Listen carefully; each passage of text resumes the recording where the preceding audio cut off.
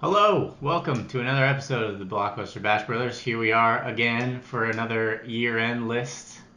This is going to be our top 20 films of 2018 episode. That's a lot of numbers. It is a lot of numbers. It is Tuesday, January 8th that we're recording this. Sorry it took us 8 days to compile our lists. Time flies when you're having fun. Yeah. I do have a good time putting these lists together. Oh, sometimes it's fun. Sometimes it's hell. This year was easy for me, Yeah, and not for you. It's never easy for me. Yeah, that's okay. At least you're putting in the work. We appreciate that. So before we get started, I got a few questions here that I figure we can go do some speed round before we get to the top 20s. Mm-hmm. Do we have a sponsor for this episode? Yeah, today's sponsor is the Sandwich Spot. And the reason they're our sponsor, we just went there to get some sandwiches, try it out for the first time. And the dude just gave us some free hats. So I got a free hat, you got a free hat, and we enjoyed our sandwiches. So. Free hat. Free hat. Free hat. We're going to be using them as a sponsor today. Yeah, they don't know they're a sponsor, but, Don't tell them, it's a secret. Okay, so let's go down some questions here about your movie-going experience or the movies that you watched this year. The first question... This year or last year? This year that we're talking about, so 2018. Okay. So the first question I want to ask is, what film that you saw this year do you think will age well? Or give me a couple of options if you have a couple of options. I do have a couple options. Okay. One I think that will age well is First Man. That's funny because I also have First Man on my list. Really? Yeah, I think that's funny. Yeah, it got a little overshadowed by some other things. I agree, and I think a lot of people didn't like. I heard a lot of complaints about like the shakiness, and it made people feel ill while they watched it. Mm-hmm. I can understand that, but those people did not see At Eternity's Gate, which was 100 times worse. Okay, well I did not see that either. Yeah. But just cinematography alone, I thought it's one of the best films of the year. Yeah, production-wise as well. Yeah. So yeah, I would agree with you on that. Do you have another one? Won't You Be My Neighbor? Yeah. I think it got great reviews all around. I think everyone that I've talked to enjoyed it. It played relatively wide for a documentary, but yeah, and I think it's something that can resonate with future generations to come. For sure. Hopefully. So that's the age well part that you're talking about. Okay. I do think it'll probably, and I think it already has kind of found another life online too, on streaming services, because it's on Amazon Prime. It's on one of those. Oh, nice. I can't remember which one it is. My mom got it for Christmas. Oh. Sure she'll enjoy it. Yeah. My other one is Widows. I think Widows will age well. That's another one that got kind of overshadowed at the end of the year, and I think that when people do finally circle back or come around to it for the first time, they'll appreciate it. I think it was billed as something that it wasn't. It was just billed as like a heist movie, and it's not that. So I think when people circle back around that have already seen it, that thought it wasn't super great because they were expecting something else, when they go back and watch it again, they'll be able to appreciate it for what it actually is. I do have another long shot. It's Wildlife. I did not see that. Yeah, I think it's a long shot because it was a very small film and got like almost no release. But I think the acting performances in it will people down the road will say, oh, those were very good. I think we should give it a little more credit. Okay, next one. And I don't know if you ended up coming up with one for this, but films that you think will age poorly. Yeah, I quickly thought of two that I don't know if I 100% agree with yourself on this. Yeah. So the first one I put down is mid-90s. Mm-hmm. I think personally for me, it'll age fine. It won't age poorly. Mm-hmm. But I think for other people, they might look back and be like, damn, the 90s is kind of stupid. But I No, I get what you mean. 100% loved that movie. Me too. But I think others might. Some of the just some of the vulgarity. Yeah. Yeah, I figured. Which that's I like, but Alrighty, and you said you have another one. Yeah. The movie Rampage. Oh, Rampage. I already think that one's probably not aging super well as it is. It's really not that.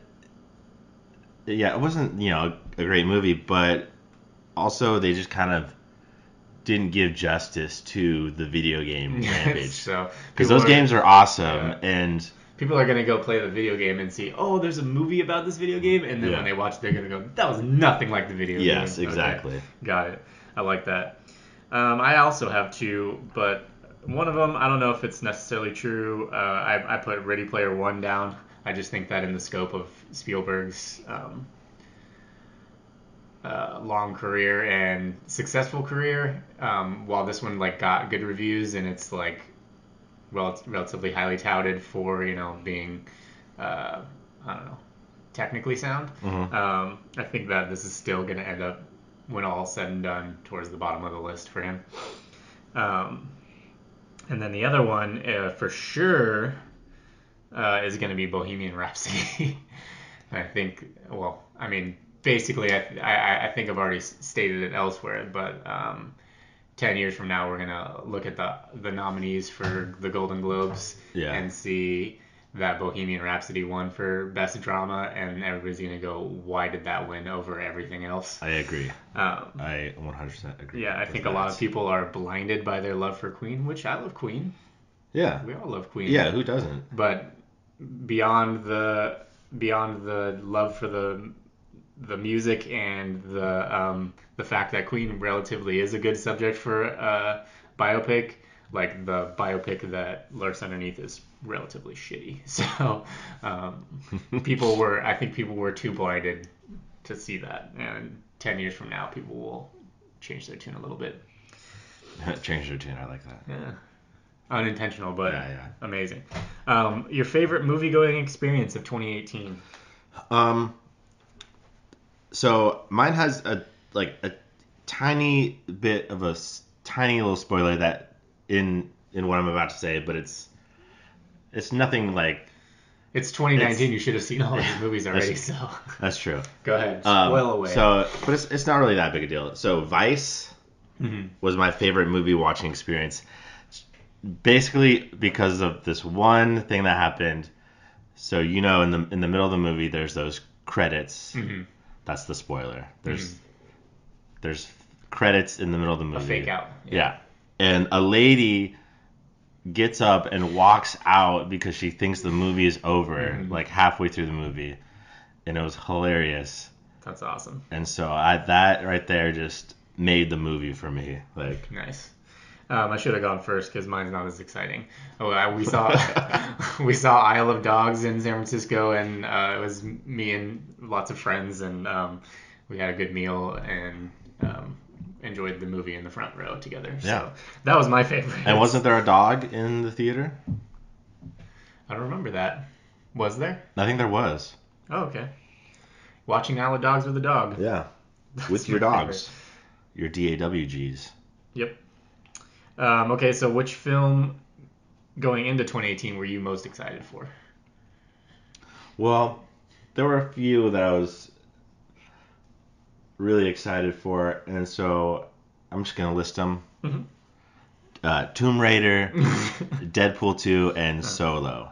Okay. And which one was the best of the three that you were excited Deadpool 2. Yeah. Agreed.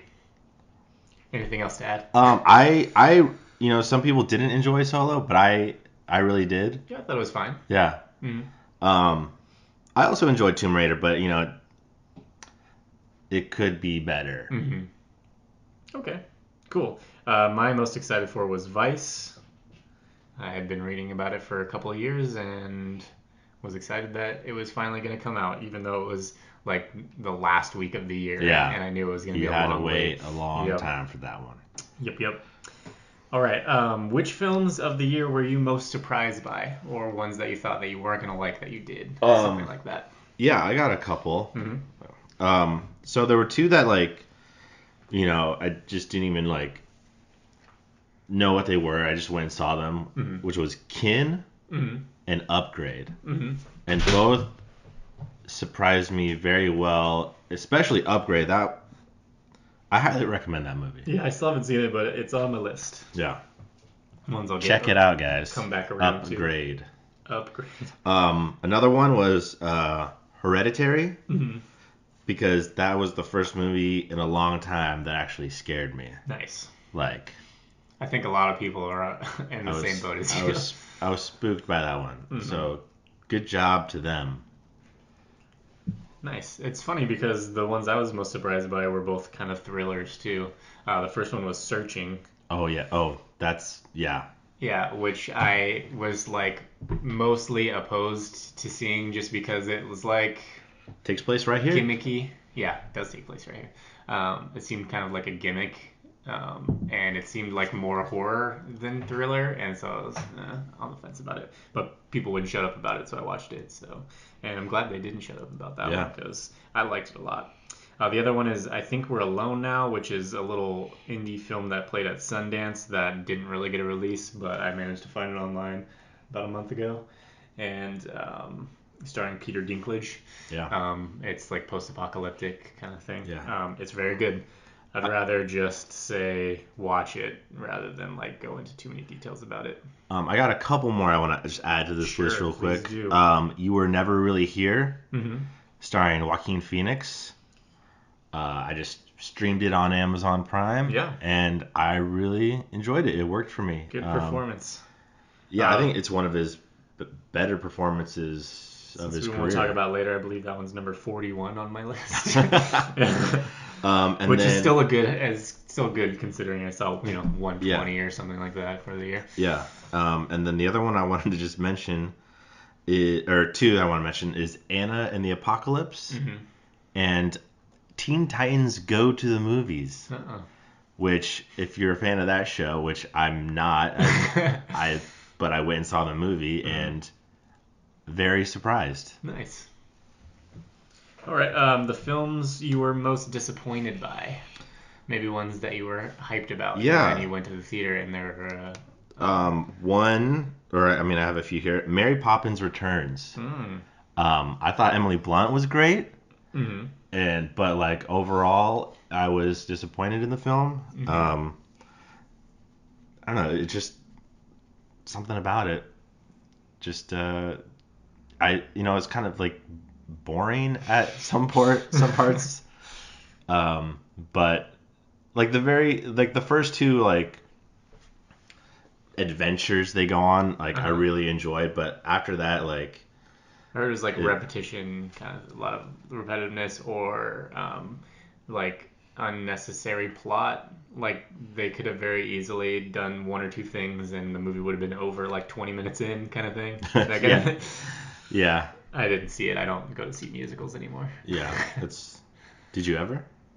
Yes. Okay. A couple years ago. I would go see musicals just because they were coming out. Like La La Land. Everybody else was like, we gotta go see it. Now I'm just like, no, you go ahead. Anything else? Oh yeah, A Simple Favor. Oh, you were disappointed by that. Everybody keeps telling me to watch that. Yeah, I was just disappointed. I thought I liked the chemistry between Anna Kendrick and Blake Lively.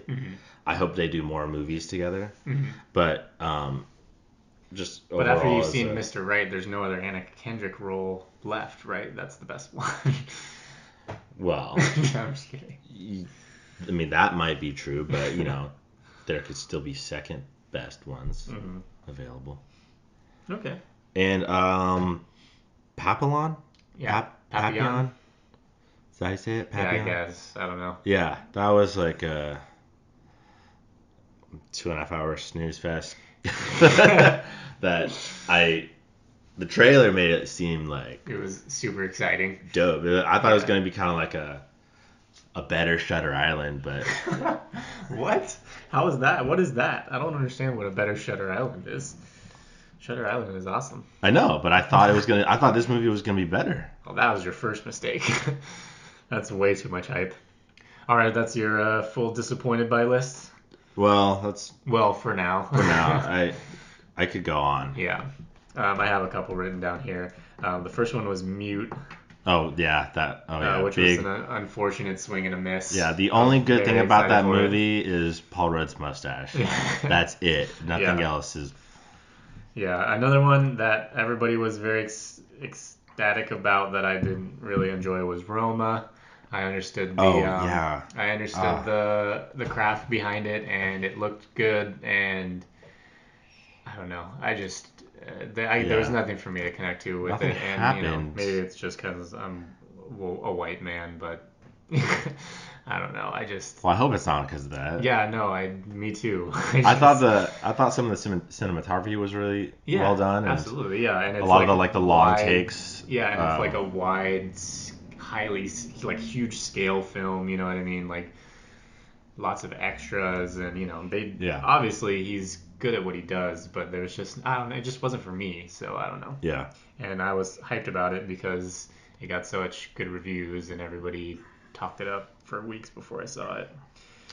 The last one I want to mention is the Cloverfield paradox. Oh God, yeah. Especially because the last Cloverfield movie was awesome. Yeah. 10 Cloverfield Lane. Yeah. And then I was somehow watching the Super Bowl, when they announced as soon as the Super Bowl is over, you can watch the Cloverfield paradox. And I was like, hell yeah.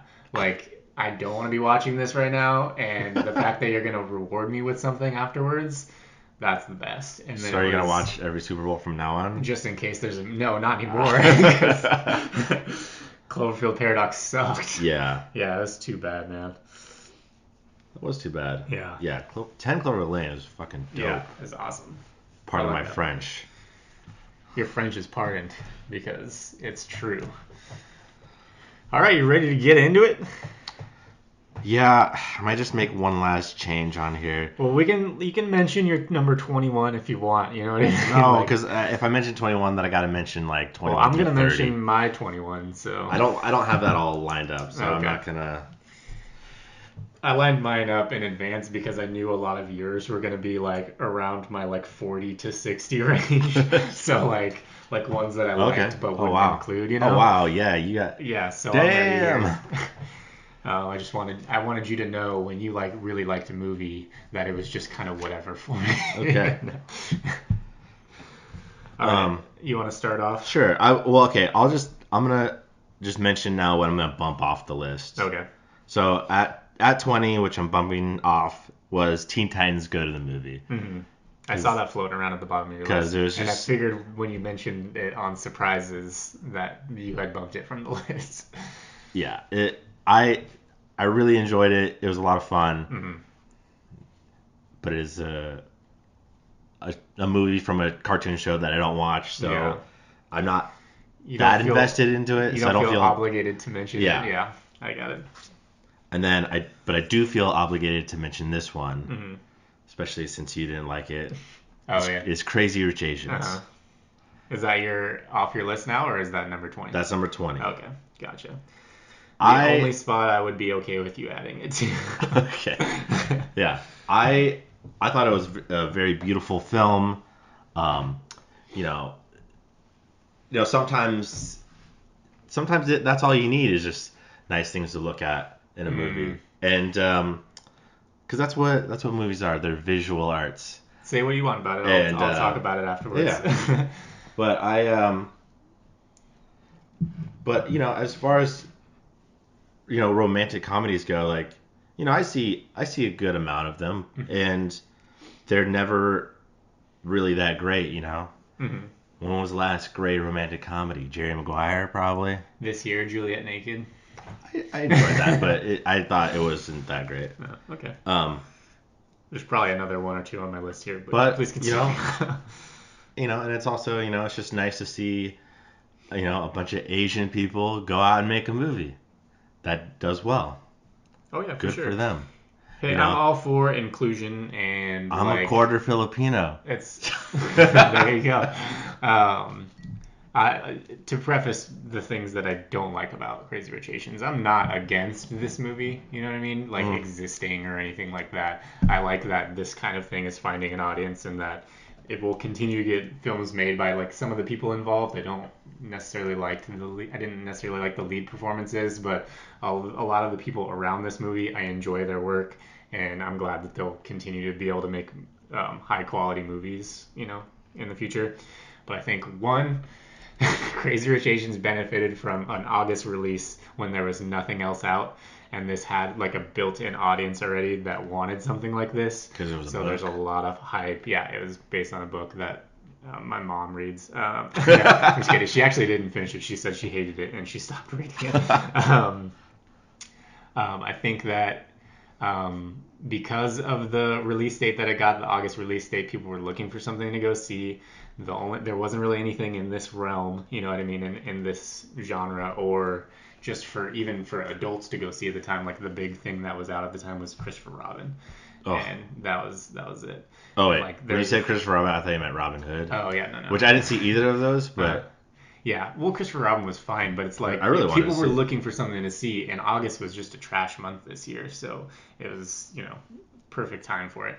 Well, you would know better than I do about that stuff. I think it is very much one of those, everybody is distracted by the flashiness and the fast cars and sparkling houses and things like that, and they equate that to a good film as opposed to just, you know, I mean, you know, production value wise, it's fine.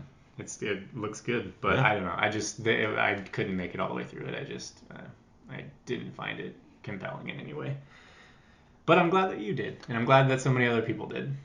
Yeah. So maybe the next one I'll like that these people make. Are they gonna make the next book? Oh yeah, it's like a series, right? I think so. They probably will then. But I mean, like a lot of the people involved when they make their next film, I'll definitely give it a shot. You know what I mean? So, yeah. Okay, my number 20. Oh, I wanted to mention that number 21 for me is Star is Born. Just missed the cut.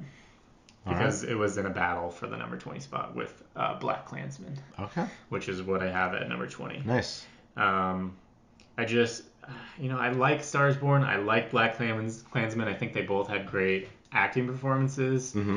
I don't know. I just enjoyed watching Black Klansman just a little bit more, I guess. They're both really high quality films by people who are making some of the best stuff right now in their careers. So I wanted to mention both, but I did just want to mention that Black Klansman just beat it out. Well, thank you for mentioning. Yeah, for sure. Okay, number 19. Number 19, this was another late addition. This might be a controversial one between some of the listeners out there, but Bird Box. Oh, Bird Box, huh? Yeah. Is that 2018? I feel like that's 2019. No, it's 2018. When did it come out? 2018. Okay. I just wanted to check. I was just like, everybody's talking about it right now, so... They've been talking about it for a while. Okay. But yeah, Bird Box. I thought it was really thrilling and entertaining, and now this is the part that people might not agree with, but I thought it was better than A Quiet Place. Really? Yeah. Okay. Not that A Quiet Place is bad. I enjoyed that movie, but I enjoyed Bird Box more, and at some points I got a little like, you know, I got some tingles in my body. Like that doesn't happen that often, especially when you watch 365 movies in a year. Yeah, the tingle starts to go away. Yeah, so if you got a little tingle, then that's good, man. Yeah, so and right now we're actually doing the Bird Box challenge. We're doing this podcast with blindfolds on. I can't see a thing. Cool. Anything else you want to add? I thought Sandra Bullock was badass in that movie. Nice. She's usually pretty solid. Yeah. Yeah. Okay, my number 19 was I think I mentioned it earlier, I Think We're Alone Now. It bumped up the list just a little bit just because it's got a Rush soundtrack. So nice. That gave me a little tingle, you know what I mean? Movie tingles. Yeah. So yeah, it's It's another one. It's like A Quiet Place. It's like Bird Box. You can't, there's nobody to talk to or see or whatever. I don't know. I'm just kidding. I have no idea what Bird Box is about, really. I just hear everybody else talking about it. Yeah, So, well. I think we're alone now. Check it out. Very good. I will. Number 18 for you. Number 18 for me. This movie gave me a lot of tingles, but like different tingles than what Bird Box. Bird Box made me like scary tingles, and this movie made me like tingles in my heart, which is Won't You Be My Neighbor? Okay. Won't You Be My Neighbor? Hold on, that's on my list. 32. Nice. Okay, go ahead. Yeah. I think I've mentioned this before on the last podcast that we did, but it's just a movie that everyone needs to see so that everyone can just be nicer to each other. Mm-hmm. It's a good reminder film. Like, hey, let's all be like good people and not be assholes. You know what I mean? Yeah.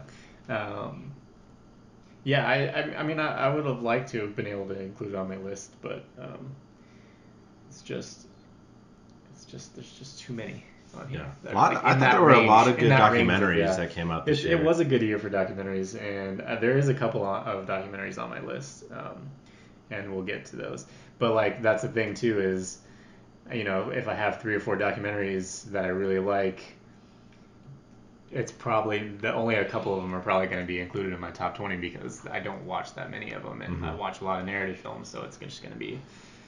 It's harder to move them up the list in that situation. So, yeah, man, it's really good too, and it's like the 5th or 6th best documentary for me on my list. Wow. Yeah. Anyways, my number 18 is Vice. Wow. I was expecting it to be a little higher on my list. Unfortunately, I think I hyped it up a little bit to myself. Part of it's probably because Sam Rockwell's only in it a little bit, and I thought he would be in it more. Yeah. But to be fair, I mean, it's another lesson in acting. You know what I mean? if you wanna watch probably the most well acted film of the year, that's the one. It's just and I keep comparing it. It's just gonna forever be compared to The Big Short, just because this is like Adam McKay's next like non-Will Ferrell comedy, you know what I mean? So unfortunately this one just suffered from unlikable characters, even though that's kind of the whole point. Yeah. But yeah, it's I love the way he tells stories. It's so funny, and it's always about something so shitty. Yeah. Like it's like gut-wrenching, but also so funny. Like, yeah, like what is he gonna do next? It's like you just feel bad laughing about it. You know what I mean? Some people can't handle that, and that's why it gets mixed reviews, I think. Okay, cool. 17. Anna and the Apocalypse. The aforementioned. It's a musical, right? It's a zombie Christmas musical. And, it's a combination that you wouldn't think is going to be great, but those subjects for me are overrated, and overrated. So there you go. So if it's really good, then they pulled it off. Yeah. I mean, even if you just like Christmas movies or just like zombie movies or just like musicals, I think you'll enjoy this movie. But I was very surprised by it. Sometimes when there's musicals, I don't really care that much about the songs. But these songs were actually pretty good. You're rocking the soundtrack. I mean, I haven't been, but like now that I mention it. But I would. I would if I could figure out how to use my headphones. Are they No, that's just a little. It's just a bit. That's just a little headphone jack instead of headphone jack. Oh, I get it. I kind of. Yeah, that was the bit went down in flames. Okay. What's yours? My number 17 is my first documentary on the list, 3 Identical Strangers. Okay. Which was nice. I am not ever really like crazy surprised by documentaries. You know what I mean? Like you generally can see where they're going, but if you find a documentary that like is twist filled, like a M. Night Shyamalan movie, like this one is, because it really is, then yeah, it's awesome. So just the story was keeping me on my toes the whole time, which is tough because documentary is generally generally dry, can be a very dry experience whenever you're, especially in a theater. Yeah. You don't have your phone to look at, when things get boring, or where the next 5 minutes of this documentary is gonna go. Yeah. Yeah, Three Identical Strangers. I don't know. Should I describe what it is? No. Don't let me describe it. Just go see it, or just see it, because it's one that you want to know as little as you can about it going in. Just know it's about Three Identical Strangers. I guess that's not. That doesn't really tell anybody anything. It's good. Just see it. Just do it. Yeah. Number 16 for you. So number 16, I have a film called Ben is Back. Ah, yes. I haven't had the pleasure yet, but I think we're getting it at some point in the next month or so. Nice. I thought it was two of the strongest performances of the year. J-Rob? With J-Rob and Lucas Hedges. Uh-huh. He had a big 2018, didn't he? Yeah, and 2017. So, yeah, he's coming up. Yeah, Julia Roberts, Lucas Hedges, great actors right there. I would like to see some nominations for them, but yeah, unfortunately it's a little small, I think, and its release it's really slowly trickling out there, so something about it is not resonating with people. I don't know what it is because I haven't seen it. We're going to take a quick break, and we'll be right back with our top 15. And we're back. I just realized I didn't say my 16 before we started. Oh, crap. That's okay. Should we start over? Yeah, let's start over. Should we scrap the whole thing? What's a film that you think will age well? My number 16 is Isle of Dogs. A very strong Wes Anderson film, and also animated. It's my highest animated film on the list. I thought it's my only animated film on the list. I thought there were a lot of good animated films this year. Yeah, it was alright. Well, I didn't see Spider-Verse, so that's one that's TBD for me. But this one was my favorite. Better or worse than Mr. Fantastic Fox? What do you think? I think it's worse. Okay. Personally. I think I need to watch it again. I think it might be better. I think I need to watch both of them again. Yeah. To double check. Mm-hmm. But I remember thinking that I liked Fantastic Mr. Fox better. After the first watch? Yeah. Mm-hmm. Okay. Yeah, we'll have to do a double feature. Maybe we should just do like a Wes Anderson marathon. Yeah. Well, that would take a long time. He's got a lot of movies. Yeah. Yeah, I'm in. But a lot of good movies. Yeah, for sure. All right, let's get into the top 15. What's your number 15? I got Widows. Widows. Nice. Widows, where did it end up? 29 for me. Still, 29 is pretty good. I thought it was another, I don't know why I said another. I don't know if have we mentioned. I was going to say it's a movie with some badass ladies. Mm-hmm. And, little twist in the end that I liked. Mm-hmm. I mean, you kind of saw it coming, but sure. I don't want to spoil it for anyone. But what I really enjoyed is, I'm not gonna be able to say his name right. But Daniel Kaluuya. Yeah. Mm-hmm. I thought he was really good. Yeah. I thought it's like a real menacing role. Like if I was nominating supporting actors, he would be a nomination that I would give. For sure, yeah. I think that a lot of the people in this film are being overlooked. I don't know, for some reason, audiences who went to see it, they just didn't respond the way that they're supposed to. That I thought that they were supposed to. I mean, there's no specific way you're supposed to respond to a movie, but I don't know. Maybe the marketing failed on it, I guess. Who knows? Well, it worked for me. Yeah, me too. My number 15, I think, is probably somewhere on your list. It's Minding the Gap. It actually didn't make my list, but gotcha.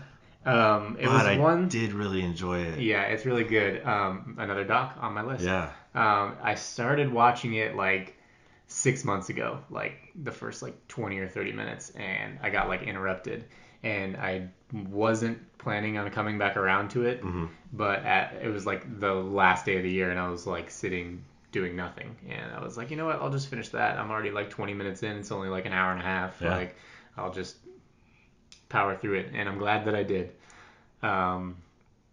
Skateboarding movies. Dude, it was the year. It was the year for skateboarding movies, I guess. All these skaters our age are allowed to start making movies about our lives and stuff. So, just like mid-90s, it's all these people in this movie, if you skated, will remind you of somebody that you knew. It's like I felt like I knew all of these guys. It was just a very... I couldn't believe how highly skilled he was as a documentarian. The guy that made it, he's also a subject, and he put himself as a subject in the film too. And I was like, there's no way this is going to work, and it really did. It's really, really high quality film. Yeah. I just want to give a little shout out to Skate Kitchen. Yeah, I didn't see that one. It was another skateboarding movie, and... Was that the girls one? It's the girls one. Yeah. And I thought it was really good. I didn't know where to see it. I didn't know where to go to watch it. Hulu is where I saw it. Oh, Hulu's got it? Okay. Maybe I'll check it. Yeah. Endless supply of skateboarding movies. Yeah. Do you think there'll be more in this year? I haven't seen anything about upcoming skateboarding movies, but either. You never know. Yeah. Okay, number 14 for you? I got Mission Impossible Fallout. A lot of people have been talking about that one. Yeah, it was pretty dope. Yeah, you're a Tom Cruise guy. I am a Tom Cruise guy. If you could be any Tom, it would be Tom Cruise. Absolutely. Like, why not? Yeah. I mean, why wouldn't you? No, but like, I mean, I like all the Mission Impossible movies. Mm-hmm. You know, I think it's a great, it's a fun series. But this one, like, I don't know, it kind of like, I mean, just knowing that Tom Cruise still does his own stunts, like, just like makes it that more like intriguing. Mm-hmm. And like just to see the stuff that he does, it's kind of insane. It's funny, all of these most recent Tom Cruise Mission Impossible movies have like gotten good reviews. Like they just continue to be well liked, even in their like 5th, 6th, 7th, 8th iteration. It's baffling to me. Yeah. I didn't see it, so I can't go either way on it, but yeah, cool. Mission Impossible. Yeah. I like it. But I'm kind of upset that they didn't incorporate MI6 into this and call it MI6. Mm-hmm. Because that would have been kind of cool. Okay. Cool. Number 14 for me. I haven't seen a Mission Impossible movie since number 3, so I don't know where you're going with any of this. My number 14 is Sorry to Bother You. Another really strange, out there, but wholly original film from this year. Am I supposed to like mention when your list it's has up to something? You can mention if it's on your list if you like. Well, I'll mention that it's on my list, but Okay. I won't mention reveal what it is. Yeah. So I don't know. If you didn't hear about this movie, then you were living under a rock. It's came out in the summer. Lakeith Stanfield is the lead. He is awesome.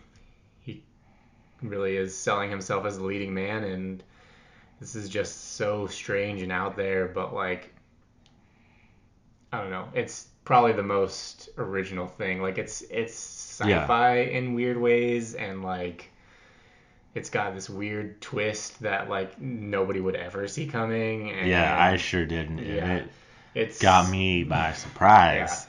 Yeah, it's just so strange, but like awesome strange. Yeah. And that, I think last I checked, it was on Hulu too. So check it out, all you Huluigans. Okay, awesome. It sounded better in my head. Yeah, I can see how that. Huluigans, like hooligans, Always the best if you have to explain the joke that you told. No, I guess I wasn't explaining it. I was just. Oh, you were explaining it to yourself. Yeah.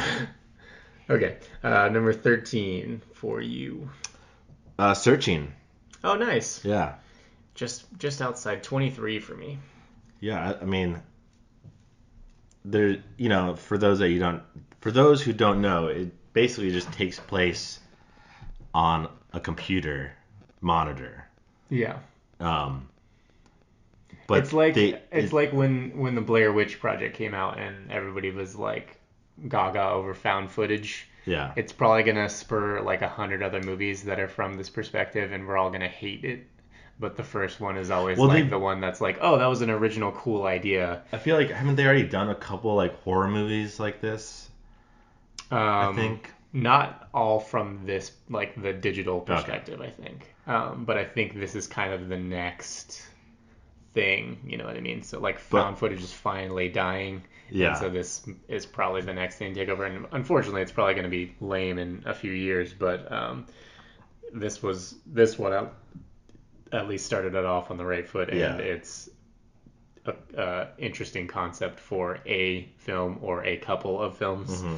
But when it's done to death in a few years, I'm sure we'll all. Yeah, but since it was one of the pioneers, I mean, I thought it wasn't going to be great going into it. I was like, oh, it's whatever. But it super surprised me. And you don't think it, just watching a computer screen the entire time is going to be entertaining. But and it's like a longer movie. It's not like a short, like 90-minute thriller thing. It's almost 2 hours, I think. So the fact that they managed 103 minutes. Yeah. So an hour and 45, around an hour 45. So the fact that they kept this going for that long and you still don't feel kind of tired of it by the end. Yeah. It's pretty great. Cool. I'm glad we got to talk about Searching.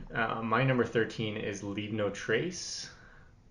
Did you get around to that one? No, I really wanted to, man. Very good.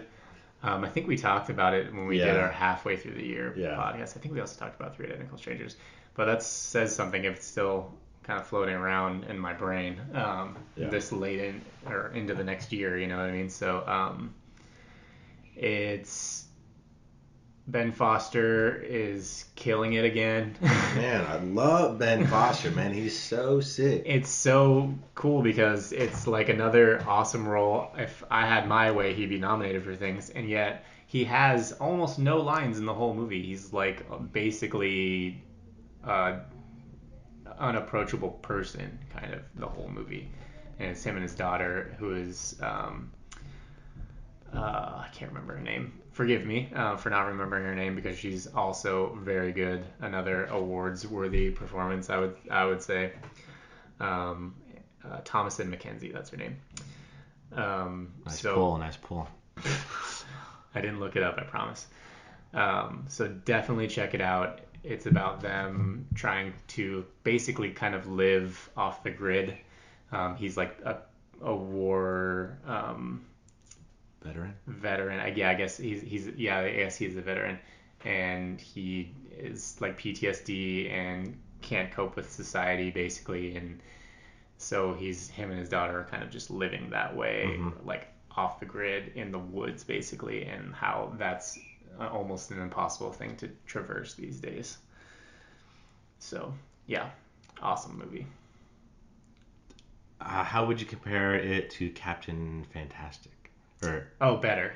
For sure, better. I mean, I like Captain Fantastic, but it's similar in some ways, and I think it's more heavy and more real.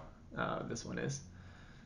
All right. So cool. If you like Captain Fantastic, you'll probably like it. I did like Captain Fantastic, and I really wanted to see that. I love Ben Foster. Yeah.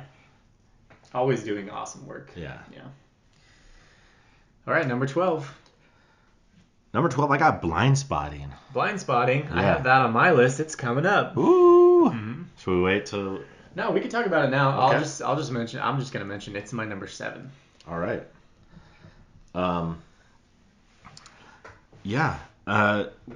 very real, but different kind of film. Mm-hmm. Real as in like the subject matter. Mm-hmm. Well, it also feels a little bit more real because it's local. Yes, that is true. There's Oakland. That. Mm-hmm. But really interesting how they can take the whole like Hamilton kind of rapping about whatever. Yeah. And just turning it into powerful messages. Mm. And I thought it was really well done.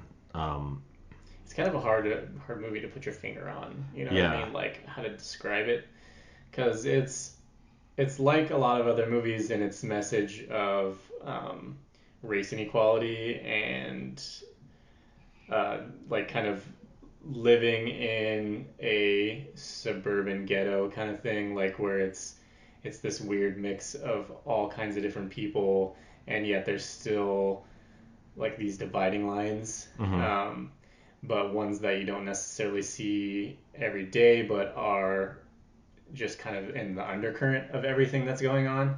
And so how people are navigating that even in today's world, because it's a very modern film, and it's like this weird tech area too, where it's like people are driving really nice cars, or people are eating garbage off the street. Like it's like they're within a block of each other. You know what I mean? It's just this strange dynamic, and they really kind of dive deep into that dynamic and what it's like for different people in that area, even though they may be like living in the same building or in the same schools, and how sparsely different it can be.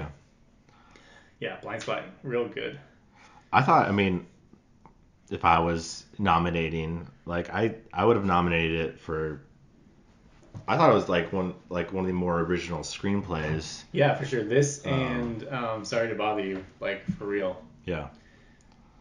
Really good films. Strange, but like so on the pulse of what's relevant today.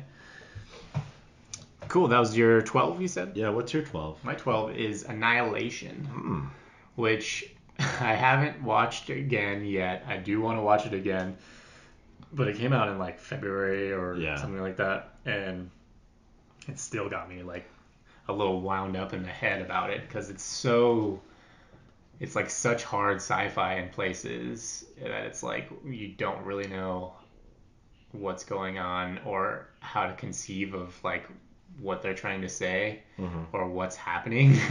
But like it all kind of wraps itself up nicely in this like kind of beautiful package. But yeah, it's visually awesome, and Natalie Portman is awesome. It's cool. It's and there's some freaky shit in it too. Yeah, I thought, like scary. Like this is one of the ones that scared me more than a lot of the other films this year. Like the bear thing. I need to rewatch it. It just dropped on Hulu, so nice. we can watch it again at some point.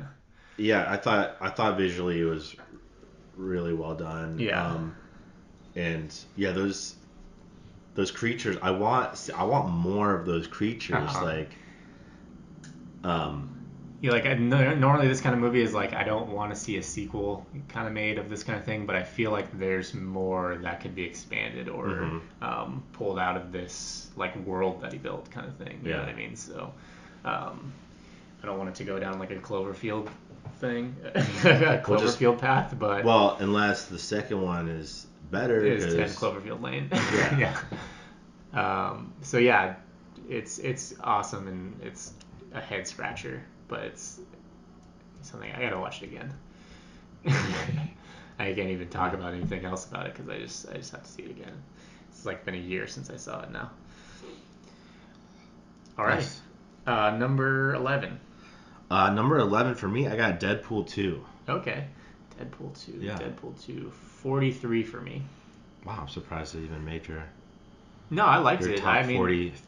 43. No, I like Deadpool. It's and I thought it was a fine sequel. And yeah, I mean, it's fun. For me, so I loved the first Deadpool.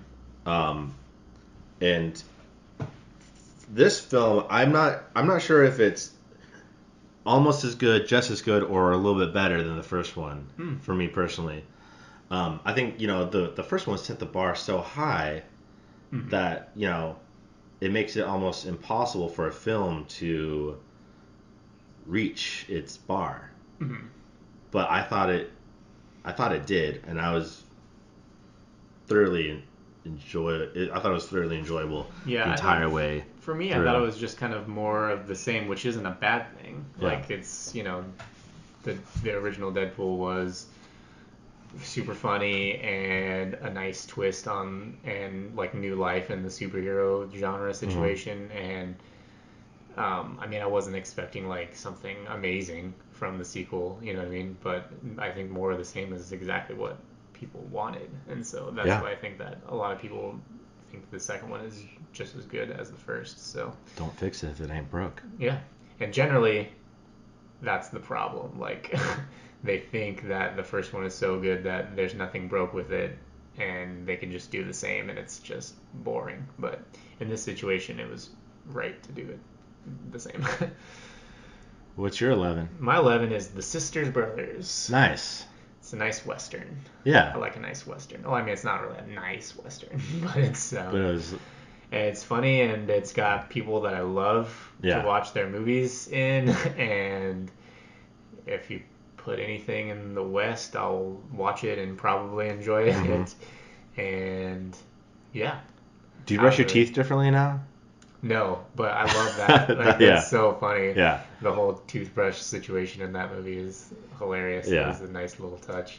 Somebody did their like research and was like, what can we add to this film to give it like a little, like a funny little tweak like that is reflective of the time or whatever. And they're just like, oh, this is when the toothbrush was invented. So like, how would people be reacting to that? So yeah, that was cool.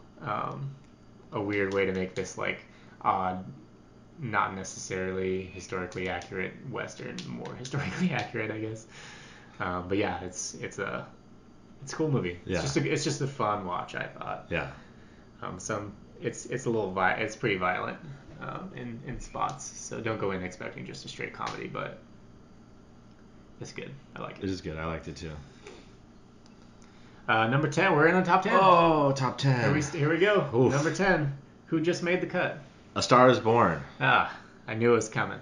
Yeah. Oh, actually, I thought maybe it would have been lower for you. So, I already mentioned my number 21. Yeah. So. I'm a huge Lady Gaga fan. She did not disappoint me. Mm-hmm. Love Bradley Cooper. He's doing some great stuff. And I don't know if you've seen any of the other A Star is Borns. I've seen the first half hour of the Chris Christopherson one. Okay. Not just because I was like watching it in passing, and then I've been meaning to go back to it because I saw the original one with Julie Gaynor, and I can't remember who else is in it, but that's a little outdated. Yeah. I think this is a very nice current version. Yeah, it's a real modern version. Yeah. Like, I think that's the whole purpose of updating it every time is to tell this story in today's world. Yeah. So. And, just watching the trailers gave me chills. And and I got the chills while I watched the movie, too. Mm-hmm. Some more tingles, I always love to give credit to somebody who is doing all of the parts. You know what I mean? Like how Bradley Cooper is just really doing everything in this movie. Yeah. Even taking Sam Elliott's voice. Yeah. Even if it's a theft of another actor who's also in the film. But he wrote almost all the music in the movie. He directed it. He starred in it. He's up for awards for it. He's got his fingers in every aspect of this movie, and I think that almost always produces a better film when it's one person's singular vision. And I know that's probably not necessarily the exact case here, and he would probably say that it was it takes a village, or one of those random adages, but this is his movie, and you can feel that, and it benefits from it, and it's really good. Yeah. The star has been born. Birth to a Star. You ready for my number 10? I don't know. Am I? Probably. It's American Animals. I wasn't ready because I still haven't seen it. Oh, you still haven't seen it? I don't know. I can't watch it anywhere. Oh, that's true. Where is it? Well, that's the thing. The fucking problem Movie with, Pass. Yeah, the problem with this is it's a Movie Pass venture. It was distributed by them, I believe. So you saw it on, if you had Movie Pass, you saw it on your phone every single day because they were promoting it, but it was also the film that you couldn't find anywhere near you. Yeah. Because like nobody was playing it because they don't know how to distribute movies because they're like a credit card company.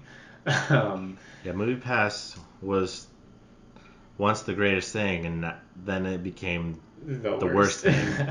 So I imagine you can probably find it somewhere. I mean, you can probably buy it online or, you know, rent it or through some kind of thing, but I guess I could put it on my documentaries list because it's also kind of a documentary. It's a really awesome hybrid documentary retelling with professional actors.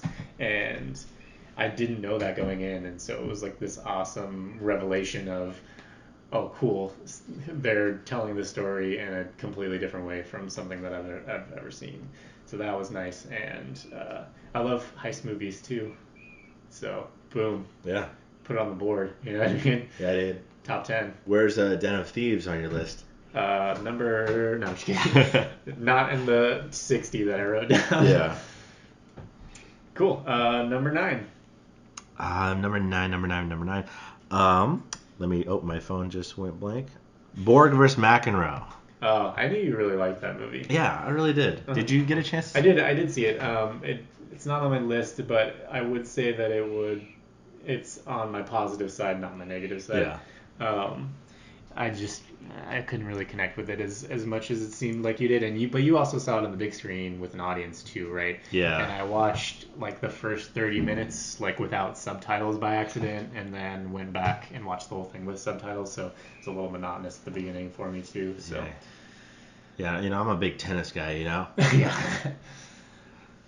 Big as in size. Shia, dude. Shia, you know, that guy can. Give him credit. He takes decent roles. You know what I mean? Do some good roles. He Yeah. takes some good roles, and sometimes he has some good performances. Mm-hmm. Yeah. I mean, it's no Transformers. Since the Transformers situation, he's been taking swings, and I can always appreciate that. Yeah. Swings in this situation, meaning tennis. Tennis swings, like backhand, forehand. Yeah. Tight. Underhand, is that Dude. one? But yeah, Volley. I would say I love this film. But not love as in tennis, because that's a 0. But like love. Got it. But I get the. But no, I thought it was, you know, some of the cinematography I thought were like really like awesome. You know, kind of shots of right? tennis. Like, you know, you don't think it's just tennis. Like, you don't think it's gonna be that interesting, or you can like shoot it that interesting. But you know, they found a way to make it. Made some beautiful shots. Mm-hmm. And I think they did a pretty good job of, if I remember correctly, of like recreating the like broadcast angles and things like that of the matches. So that was kind of cool to see. So I can agree with you. It's a good movie. Check it out. I will. Again? My number 9 is Bad Times at the El Royale. Nice. I was wondering if that made your list or not. It did not make my list, okay. But it's not making a lot of people's lists. I really liked it though. Like it, like that's like, you know, on like if I had to make a 21 through 30, it's there. It's there. Yeah. My thing about it is, I liked Cabin in the Woods, and I thought it was great. But just horror genres in general for me are not, like, they just never reached that pinnacle for me. So the fact that this went way more thriller and had like this like killer cast, like it was just already like primed for me to enjoy it. And so I thought the whole, you know, hotel layout thing was cool. Like, it just, everything about this movie is cool. Yeah. You know what I mean? Like it's flashy, nice, and interesting. You know, it's got a lot of pieces, and it kind of got mixed reviews, and I didn't understand that, but it was good for me. Was it good for you? It was good for me. Yeah, you know, it's, you know, sometimes I feel really bad when something doesn't get on my list, and this is one of the ones that I wish you shouldn't feel bad. I wish it was there. I didn't mean to guilt you about it, so All right, your number 9. Wait, My number 9. 8? Yeah, you're number 8. Number 8. Black Panther. Okay, cool. I have it on here. It's 54, which is relatively low, but still a good movie. It's still pretty high for you, considering it's a superhero movie. Yeah, for sure. I thought it was pretty badass. I think I think it's gonna be like the Mad Max Fury Road of the Oscars. Okay, you think it's gonna be like the tech darling? Yeah. Yeah. At least that's what I thought when I first saw it. Yeah. That was again like a year ago now. Yeah. Yeah. Well, I mean, I did watch it this year as well. Yeah, I should rewatch it. I mean, it's. I thought it was overly hyped when it came out, but that might have just be me looking through it from the lens that I always look through superhero movies of. So. But I think Michael B. Jordan, he's another candidate I have for a nomination for Best Supporting Actor. But yeah, it's just like, I don't know, these movies with all this like technology, they make it look so crazy and like it's fucking tight. But yeah, and profound, man, really profound. I don't really know what. I mean, I feel like everyone's seen this movie. There's not that much left to say about it. I don't need to like. You've seen it. You know what's up with it. And if you haven't, you can just go watch it because it's on Netflix. So it is on Netflix. There you go. But yeah, I don't really know what else to say about it. I just really liked it. And, yeah. Nothing else need to be said. Yeah. My number 8 is another one you haven't seen. It's called Wildlife. I mentioned it briefly at the beginning. It is, I think, possibly the strongest acted film of the year. Some of the roles are smaller. Who's in it? But Carey Mulligan is the the main. I would call the high quality performance of the film. Jake Gyllenhaal's in it a bit. He plays the main character, but he's not necessarily in much of the second act.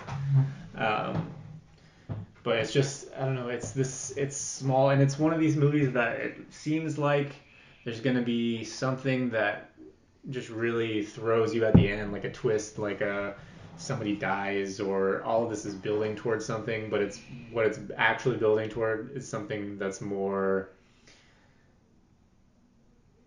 emotionally under the surface, I guess.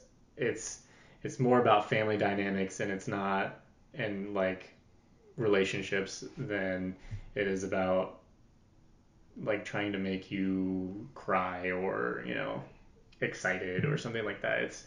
I don't know. It's very subtle family, like nuclear family in the 60s story kind of thing, and it's subtle but really, really strong.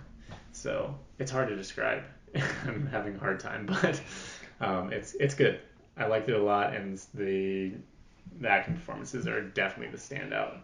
So if that's something you're interested in, I am. I like it. I like good acting. Mm-hmm. All right. We'll check it out. To you for number 7.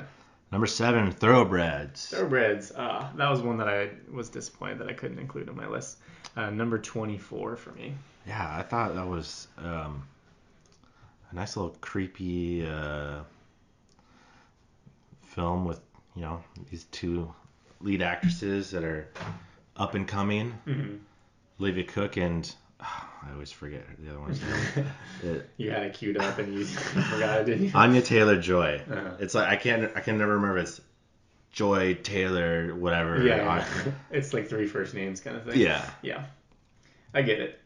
But I thought they were a good choice of casting. Olivia Cook plays a really good deadpan. Because it's fun. It's a funny movie. Yeah. It's not necessarily billed as a comedy. It's more thriller, drama, I guess. But there are some funny moments. There are some funny moments, and it's mostly because of her playing it so deadpan. Yeah. And it's just like, it deals with a lot of things. It's like mental illness and things like that, but like in a really creepy, strange way. And I found it fascinating. Yeah, I thought Super fascinating. something that stood out to me in this film was like the sound, just like their choices of, I don't even know if it's instrumentation. I don't know if it's music or if it's just noises, but there's like these sounds throughout the film that it does like what a good horror or thriller film does, where it's like it sets up a feeling through the music or sound that the visuals could never do, basically, right? Yeah. That's what you're trying to say. Yeah, I agree. It's been another one that came out a while ago, and I haven't revisited it, but that was on my list of movie experiences this year that I enjoyed, because I saw it in like a big theater. I was like one of the only people in there, and it was like a food delivery theater, and nice. it just like focused in, and it was super enjoyable. Yeah, good pick. Thanks. That was number 7, right? Yeah. My number 7 we already talked about was Blind Spotting, so we don't have to necessarily go down that road again. What is your number 6? Hereditary. Not on my list, so I didn't see it. So. Yeah, but it made me so scared. We'll talk about it a bit. Yeah, it was just Toni Collette. Toni Collette, like, now she's someone I would nominate for this role. She was good. Yeah. And the movie freaked me out, which doesn't happen often. I like it when it does. So they did a good job. And hopefully she'll get a nom. She could still get an Oscar nom. It depends on how the Academy feels about the whole genre film thing. They do seem to be going different directions these recent years. So maybe. Well, I hope they hold out hope for it. A lot of the like indie film reviewers and like insiders and stuff are like she's at the top of their list for this performance. So nice. I think it's possible. My number 6 is Green Book. Did you get around to Green Book? Yeah, I loved Green Book. Yeah, Green Book is awesome. That's another one that'd be like, just missed it. Yeah, it did win for Best Comedy or Musical at the Golden Globes, and I know there's a lot of controversy around it because Dr. Shirley, who Mahershala Ali plays, I guess his family is like refuting a lot of things that happened in it, if not most of the things that happened in it. And it's unfortunate because neither of these guys are around to tell the story of what actually happened. I'm not saying that they're lying. It's possible that they didn't consult them. I'm pretty sure that they didn't consult them, and so a lot of this is, there's just always so many sides to a story from when it's about somebody's life. And what I think the bottom line for me for this movie is that this story, whether or not it's historically accurate or like spot on, I think the story that they did tell is one that people can connect to, and one that people can look to for as a good example, basically, of how to treat people. So whether or not this relationship was actually more professional than friendship, or whether or not Dr. Shirley was actually in touch with his family and not like ousted like they said, regardless, I think it's at least the acting performances and the dialogue they deliver, they tell a better message. They tell a hopeful message that I think a lot of people can pull positivity from. So I think that's why I liked it, and it wasn't necessarily needed to be historically accurate for me. So yeah, that's what I have to say about that. Yeah, I thought they were some good performances. Yeah. I had Viggo. He was my pick for the Golden Globe, but didn't work out. Yeah, hard to beat Bale. You know what I mean? Yeah, it is hard. Yeah. I mean, I'm not saying that Bale didn't deserve that, but it's always hard. All right, you're number 5. We're down to it, man. Yeah. Whew. Rounding the corner, heading for home. All right, number 5, mid-90s. Mid-90s. My number 4. We almost had one matchup entirely, man. I don't think we're going to have one then. Yeah, probably not. So tell us, what about mid-90s you love? I mean, that we haven't already discussed. Yeah, but... I mean, it's just, it just resonated with me, just living in the 90s, skateboarding, hanging out with your friends. Jonah Hill found a way to tell a universal story through these wildly different characters and people in this time that existed when he was a kid. And it's, even if you didn't skate in the 90s or this doesn't resonate with you because you saw parallels between people, it's like, this is a very human story. Mm-hmm. They, like, the main character especially, like, it's super layered, fractured family,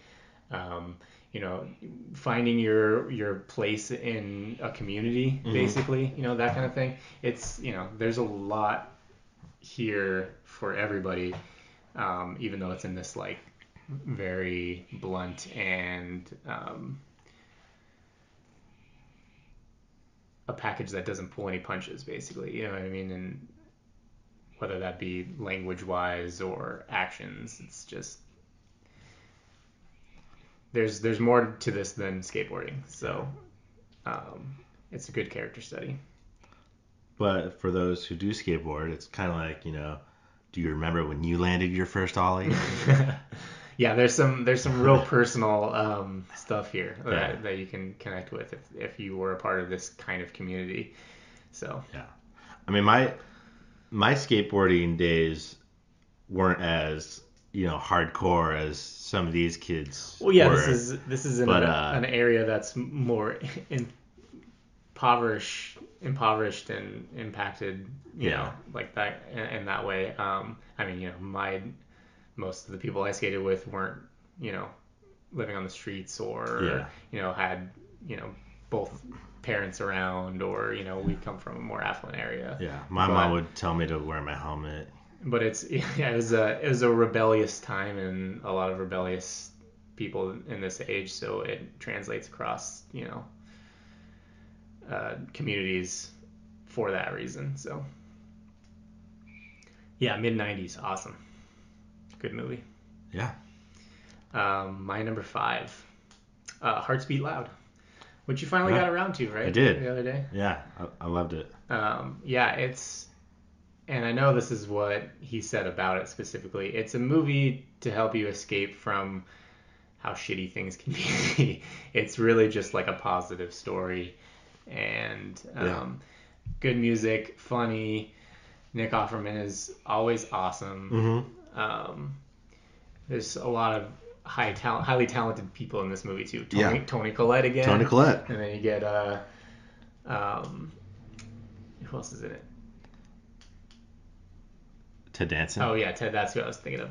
Ted Danson reprising his role from as Cheers. a bartender. Yeah, just the wise man behind the bar. Just it's more of an escapist film, I guess, but it's heartfelt and really good. So if you're looking for that specifically, and I thought she has a nice voice. Oh yeah, that's one of the things I meant by. Is she a singer, or? I think she's an actress, but I'm not sure. I haven't done enough research on it, but yeah, she brings it. Yeah. Yeah. Number 4 for you? Vice. We talked a little bit about it. Yeah. Just Adam McKay's direction is. It's not. There's no one else that I can really compare him to, like his style. I feel like he's the most. Like, he reads far more than anybody else about what he's about to make a film about. You know what I mean? Like, he could be an advisor in Washington. You know what I mean? Like, he knows the ins and outs of every scandal and issue and political thing, and it's such dense, dry stuff but he manages to put it on screen in the best way. I'm really excited to see what is next for him because he's a great storyteller. Yeah, unfortunately, he might have to take a step back after this one just because it cost a lot more to make than I think it made, and so this one's probably going to come at a loss. So that's unfortunate. But it's still in theaters, right? It's true, and it and is. after after Bale wins Best Actor, Drama, Golden Globe, that's gonna get some ticket sales up. It probably is. So you are right. Yeah. All right. Anything else to say about it? Yeah. My entire life, not my entire life, but for the most part, I always thought, Dick Cheney was a complete asshole. But like and now you know for sure. Like, there are some points in the movie where I'm like, oh wow, I didn't expect that from you, Dick. Like, And then he turns around. And then he turns around and just as bad. But yeah, it's I think people should check it out. I think they'll enjoy it. Yeah. Go in knowing you'll hate everybody and you'll have a good time with it at least. Yeah. All right, we're down to the final three, right? Well, what's your four? Your three. Oh, my four was mid-90s, so. Oh yeah, that's right. So final three. You want to go first? I mean, I've been going first the entire time, so I don't know if you want to just switch it up for the last. Let's switch it up. My number three is one that's probably on nobody's list. It's Too Funny to Fail. The story of the Dana Carvey show. Yeah. And generally, there's whatever movie makes me laugh the most makes it in my top three. This was for sure the one that made me laugh the most. It's relatively pedestrian in its filmmaking. It's not necessarily anything like a documentary that is doing crazy things or expanding the genre or anything like that. But it's just a funny story with funny people and behind the scenes things that you never would have thought of, or even a show that you probably never even heard of. You know what I mean? And it was so funny, and all the people involved were so funny. It just made me laugh. Yeah, I mean, before I saw that, I hadn't heard of the Dana Carvey show. Yeah, me neither. I didn't know it was a thing. And it's kind of disappointing that it did fail. It was a little ahead of its time. Yeah. And that's part of the problem. But yeah, there's just so many moments in it that are just like perfect. Perfectly. And that's hilarious. on Hulu, right? That is on Hulu. That's a Hulu original. That's what it says. So yeah, that's the one I recommend if you're just looking for some laughs. That's the one. Nice. Get it. All right, number 3 for you. Sorry to bother you. Oh, we talked about that one. That's a good one.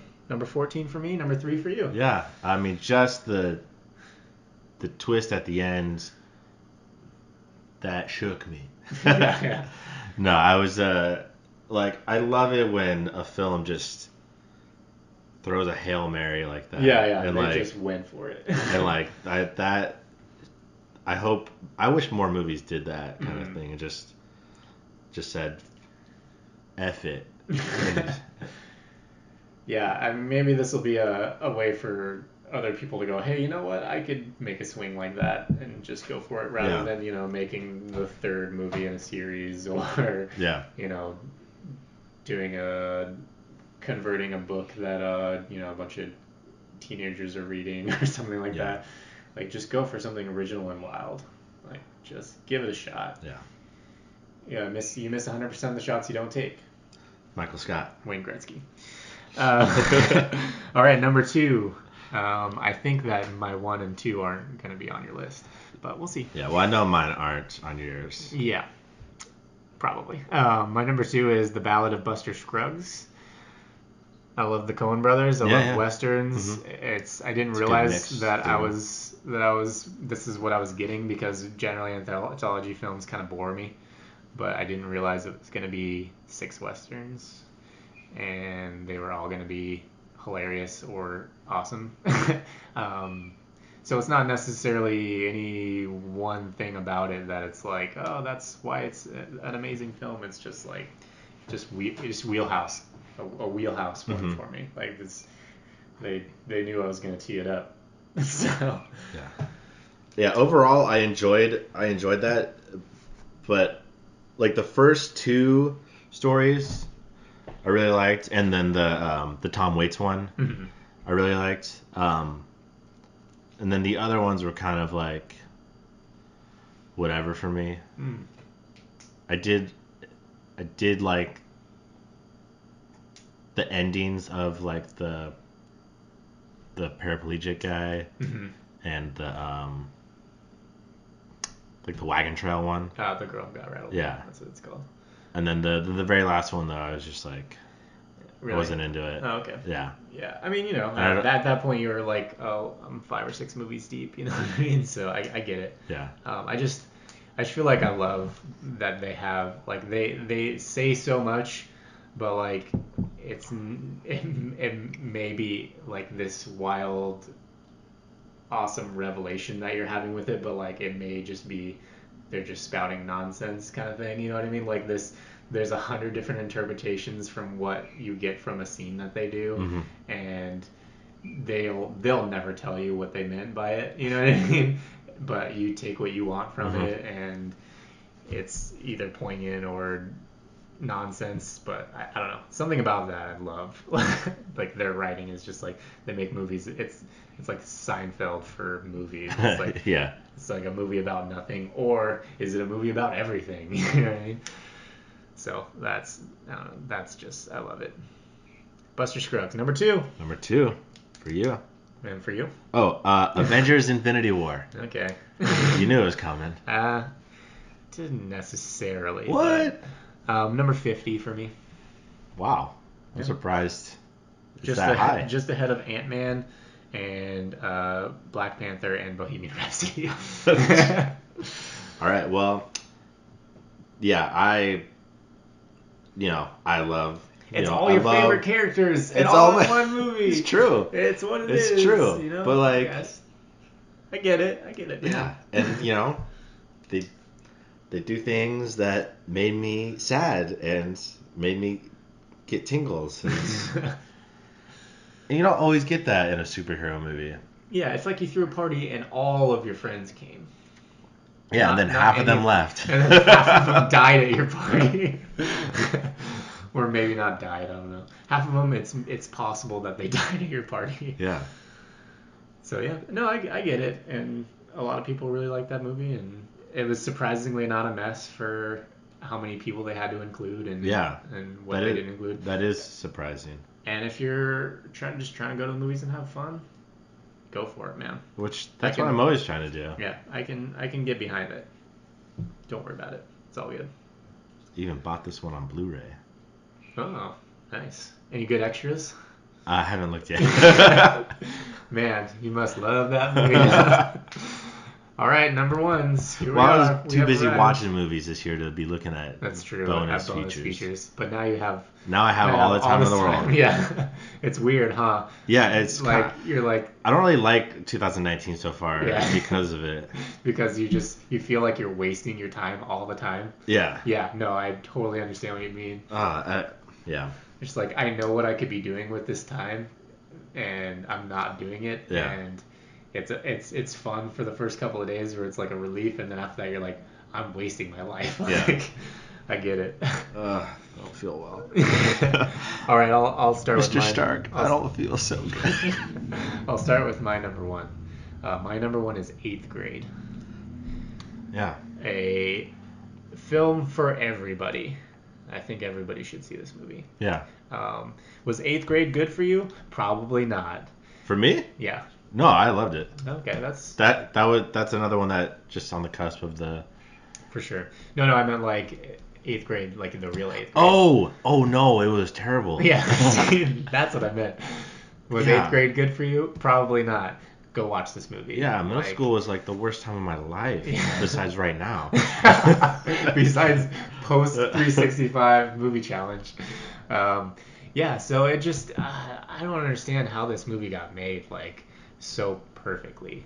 It's a stand-up comedian YouTube star that wrote a film about an 8th grade girl and which he is not and found the perfect person to play that 8th grade girl, and it's funny and everybody can relate to it whether or not you were in 8th grade in the 40s or if you're in 8th grade right now. Like the feelings are universal, and he found a way to capture that and make it funny and fun, and everybody who watches it walks away feeling like, oh, you know, 8th grade did suck for me, but guess what? It sucked for everybody else too, and this movie really just makes you feel better about it, I guess. I don't know. I didn't have a terrible experience in 8th grade or anything, but like I know that's like a way to rub it in. Yeah. I mean, you know, it wasn't my favorite year, that's for sure, but like, you know, everybody, it's an awkward time to be growing up. So no, I don't understand how it's not winning awards and stuff. It's just its existence is. Yeah, did it only have that amazing one nomination for a Golden Globe? Yeah, Best Actress, and I mean, I was ecstatic when I heard that. I thought I think such an awesome choice. I'm glad that she was nominated. Yeah, for sure. And you know, I wish this was getting more attention than it is. But yeah, number one for me for sure. All right, number one. Spider-Man Into the Spider-Verse. Yeah, I knew it was coming. Going into that film, you know, I didn't really know what to expect, but I was just blown away. It's one of the most beautiful films I've ever seen. Yeah. And people are raving about it, man, and it is one of my big regrets of not seeing it last year. But the stars just didn't align for me, so. Well, maybe you'll see it some other day. No, I'm gonna try to see it before it leaves theaters so that I can. But like, gauge if there's one movie I recommend to anyone to see, it's this one. Like, okay. Nice. I mean, it doesn't matter if you like Spider-Man or not. Like, just the art direction is amazing. Yeah, it looks cool. It looks like a comic book, like actually like a comic book. Yeah. Like, who would have thought that's the way to do it? You Yeah. know what I mean? You would think everybody, but actually nobody. Yeah, so go see our movies that we said to see. Yeah, that's a lot. That's a long list, and there's a lot on there. Let's just run down it real quick. Oh, okay. Starting from 20. Like me? Yeah, just do them all. Oh wait, what did I say was 20? Oh yeah, Crazy Rich Asians, Bird Box, Won't You Be My Neighbor, Anna and the Apocalypse, Ben is Back, Widows, Mission Impossible Fallout, Searching, Blindspotting, Deadpool 2, A Star Is Born, Borg vs. McEnroe, Black Panther, Thoroughbreds, Hereditary, Mid-90s, Vice, Sorry to Bother You, Avengers Infinity War, and Spider-Man Into the Spider-Verse. Pretty good one. I'll see Mission Impossible Fallout, but I'll probably wait until the sequel, Mission Impossible Fallout New Vegas, because that's the superior movie. Okay. My number 20. Terrible reference. My number 20 is Black Klansman. I Think We're Alone Now, Vice, Three Identical Strangers, Isle of Dogs, Minding the Gap, Sorry to Bother You, Leave No Trace, Annihilation, The Sisters Brothers, American Animals, Bad Times at the El Royale, Wildlife, Blindspotting, Green Book, Hearts Beat Loud, Mid-90s, Too Funny to Fail, The Ballad of Buster Scruggs, and 8th Grade.